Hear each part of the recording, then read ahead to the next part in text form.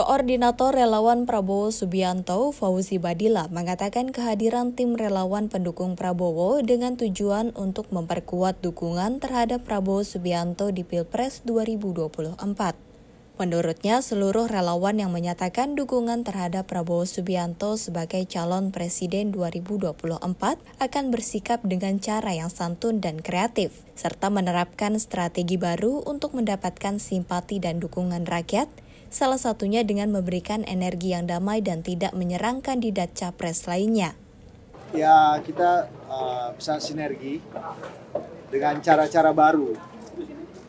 Menangin Pak Prabowo dengan damai, sejuk, rukun, kreatif, fun. Karena kemarin di Selipi, di Rumah Besar Relawan, saat kita pertama ketemu, kita sepakat bahwa cara-cara lama, cara-cara usang, di mana tiap kali pilpres itu harus saling fitnah, saling ngejatuhin, black campaign, kayak gitu-gitu harus kita rubah. Karena nggak ada gunanya kayak gitu, nggak ngebangun, harus dihindarin. Dan kita yang muda-muda harus dari sekarang pastiin nanti setelah 2024 setelah presiden terpilih, dan dimana itu insya Allah Pak Prabowo, di saat kita bangun tidur pagi-pagi itu nggak ada keretakan, karena kita tidak ada saling serang, tidak ada saling fitnah, tidak ada saling menjatuhkan. Dan juga untuk seterusnya, gaya-gaya lama yang dulu yang bikin masyarakat jadi panas, overheat, itu udah harus kita ganti. Harus kita yang muda-muda yang berusaha untuk merubah itu. Saya kira semua orang sepakat. Kalau kita ngejalanin pilpres dengan damai, dengan sejuk, siapa sih yang mau berantem terus di tiap kali pilpres, ya kan? Bikin pegel. Kurang lebihnya sih gitu.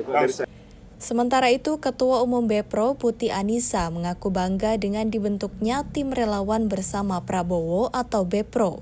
Putih juga berharap kepercayaan yang telah diamanatkan kepadanya sebagai Ketua Umum Bepro dapat memberikan nilai positif bagi pergerakan Bepro untuk mendukung Prabowo.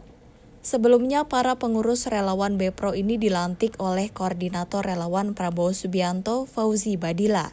Pelantikan itu berlangsung di kawasan Tebet, Jakarta Selatan pada Sabtu 15 Juli 2023. Saya Gen Z ingin mengubah suatu pandangan terhadap Gen Z sendiri. Karena tadi seperti Mas yang bilang, memang suara milenials, suara Gen Z itu sangat amat diperhitungkan sekarang. Gimana cara kita mengemas secara baik gitu ya untuk mendukung Bapak, bukan berarti kita harus memaksakan mereka.